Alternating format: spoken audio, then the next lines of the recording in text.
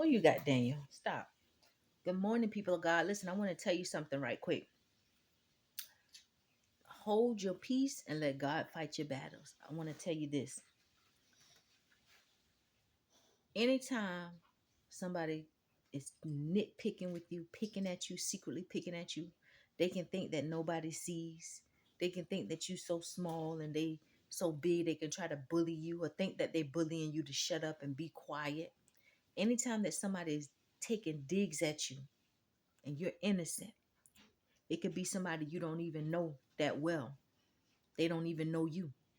But anytime somebody does that and he raises up against you, this is for you children of God, you that carry the light, you that who are empaths. You know, sometimes people will see your purity and they know your foundation is solid and their foundation got cracks all in it and they ain't really who they say they are. They know that sometimes people will raise up against you when they know you can see them for who they are. And everybody else, they may be able to pull a wool over everybody else's eyes, but they can't pull one over yours. And they will be an adversary to you. They will sit back and secretly monitor you, watch you, try to take little digs at you, right? Even maybe copy some things from you. But I want you to know this. Anybody who raises up against you, God will raise up adversaries to be an enemy to your enemies. I'm telling you, I'm a living witness. If you take the high road and you keep doing good, do the right things for the right reasons, and you just focus on what you got going on in your own life, don't let nobody make you feel. Sometimes people will try to talk down to you. Well, why you ain't got this? Why I don't see this on your life? They're watching you from afar, trying to bait you into a conflict. At some point, God is going to get tired of that. And he's going to be an adversary. He's going to be an enemy to your enemies. And they can be people who profess to be a man of God, a woman of God. But you keep going and you keep focusing. Don't worry about what they're doing. And you keep doing things for the right reason. God, you see what they're doing. It's hard, but you're teaching me patience. I'm going to bite my tongue. You know, somebody could have more money. They can dangle their money in front of your face. You know, why you ain't got this? That's why you got less. Don't even get in conversations with people like that. Don't get in conversations. Usually them type of people, they got some crook ways about them anyway, because they want to dangle their money in people's faces to try to sell somebody something to get people chasing after them. Well, dang, I want that kind of money. And then, okay, well, pay me this. And then I show you how to get that kind of money. You know, they building up off for other people anyway. You ain't buying that. You focusing. You run your race. You use the strength that God has given you, the downloads that God put in your spirit, your creative ideas. You keep them to yourself and you keep building slow but sure. That's how my mom and grandma used to always say, I'd rather be slow but sure. See, you being slow but you sure. And you keep going and being content in your lane. And the more they take digs at you, eventually you're going to see them go silent. You're going to see God move them out the way. Now, usually it's for God to let people check themselves, give people an opportunity to check themselves, to repent. You know, it's not God's desire to embarrass any of us. He wants the best for us if we're on the right track, doing his will. But then there are some people who just throw stones at innocent people, who to take digs at people they don't even know. It's not even fair. Some people could just see somebody else trying to come up the right way, and because they came up the crooked way, they want to try to knock somebody else down, or because they got a covetous spirit, or because they narcissistic and they see they can't control this person the way they can control all these other people over here. So now they got a problem with this person that won't allow them to think for them. Whatever reason it is, you just stay focused and do your own thing, and you will see if they keep taking digs at you, God will raise up and be an enemy to your enemies. He will raise up other people to be adversaries to those who raised up against you, and he will silence them. Sit at my right foot. Sit here at my right hand while I make thy enemies thy footstool. That's what David said, right? So I want you to take the high road. When people come for you, I know it can be tough sometimes to bite your tongue, but all that opposition, all it does is it allows us to grow in patience, in self-discipline, you know. So really, those adversaries that was coming against you, and as you take the high road, you're stepping on them, and they could have had more than you, but because they not focused and being content and being happy, with what they have, you will end up superseding them. You see, you'll end up superseding them. They'll become your footstool. So really, money don't make people happy. Material things don't make people happy. You can have multiple businesses that don't make people happy. You have some people with all these things and they still focusing on what other people are doing. They still focusing on trying to hurt or take digs at other people. So if I'm wrong, correct me. If you don't agree, correct me. What's your opinion? But if somebody has all these things and you taking digs at other people or somebody you don't even know to try to break their spirit, then you really are not happy with all those things that you have. So that tells me that money doesn't make people happy. You have a lot of rich people who have committed suicide. True happiness comes from within. And you have some people, when they feel like they need to be the shiniest object in the room, they will try to outshine other people or belittle or put other people down. That's not a sign of somebody who's happy on the inside of themselves. When you're truly happy, you want other people to come up. You want to support what other people doing. You want to be other people's cheerleaders. Why? You don't have a covetous spirit. You're happy to see your brothers and sisters flourishing. And at the end of the day, you reap what you sow. So when you're always supporting your brothers and sisters, eventually you're going to start seeing people who don't even know you or people who maybe not even related to you. They're going to be supporting you. Why? You reap what you sow. We reap what we sow. But I did a video a while back, and some of you have seen it. A prime example of why we should mind our own business or stay in our own lane. When I talked about the prophet Nephi, when I was reading from the Book of Mormon, and Joseph's descendants is in that book, right? So when I was reading from that book, I was sharing the story of how the prophet Nephi tried to get in the other prophet's way, and he saw God had Nephi was doing good. He had the favor of the Father. He was prosperous. He was pleasing to God. His heart was pleasing to God.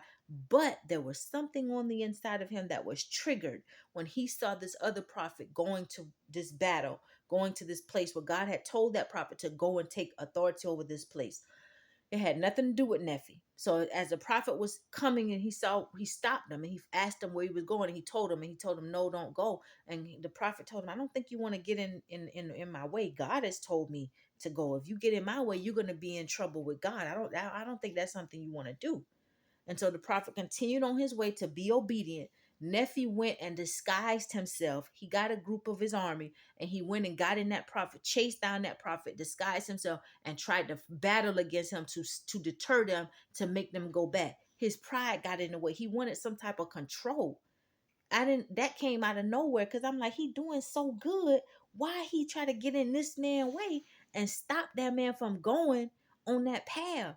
And he ended up losing his life by interfering, by coming in somebody else's lane. He ended up losing his life by trying to stop that man from doing what God told him to do. And that take me something back to what Minister Mack always say. When God calls you, it's not a conference call. It's between you and God. So that's a prime example. Somebody may have an offense. Like Nephi got offended. He got to the point where he wanted to stop. He did not like what this other prophet was doing, but that was none of his business. He had nothing to do with that. That was between that man and God. It wasn't nothing to do with him. And he lost his life for simply intervening in something that he should have just stayed in his own lane and minded his own business. He was not content. When he saw that other prophet going off, following his path, that triggered something on the inside of him, so much so that he had to go and disguise himself to try to deter that man to go back. It's like he wanted to be in control, that controlling spirit, that dictatorship spirit, you know. And so it was unfortunate. It made me sad when I was reading that, how he lost his life, because he did so good. But his end was not good simply because he couldn't mind his own business. Yep. But anyway, if you ain't read that story, read it. The Book of Mormon, Joseph's descendants are in that book, in descendants of Esau, Ephraim, and Manasseh, you know. So it's good to keep studying. You just learn more, and the more and more we learn, it brings a lot of clarity to this earthly life. But yeah, I just wanted to share that, people of God. Hold your peace when people rise up against you and take little digs at you. Don't be so quick to come out of pocket. Sit back and watch what the adversary is doing, and you'll know as you grow. New levels, they say new levels, new devils. Sometimes as you begin to grow, people can see your growth before you even see it, because it'll be people who you sometimes you'll see people who you probably once were very fond of, or people who you feel like are above you. Sometimes those people could start taking digs at you or trying to kick you back down. I did a video, sabotage, why sabotage doesn't always happen from the bottom. From the bottom, we call it crabs in a barrel.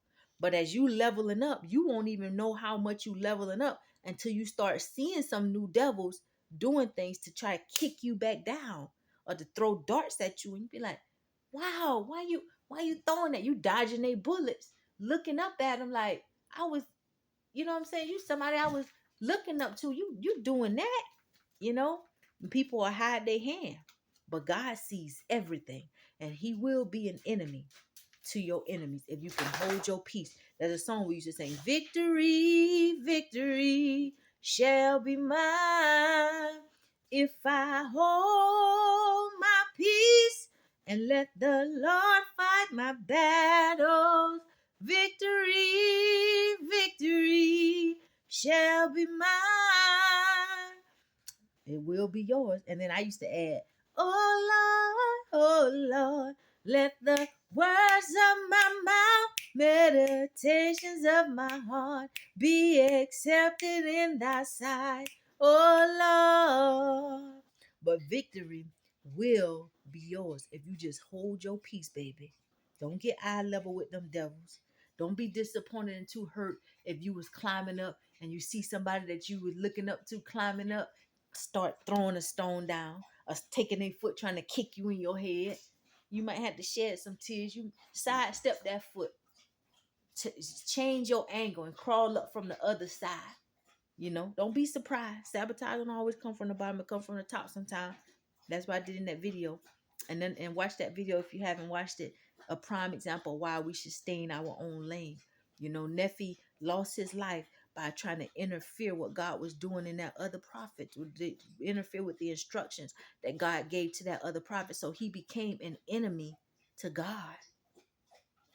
He lost his life. The favor, he didn't have that protection over him. Why? Because he wasn't minding his own business. He moved out of his lane.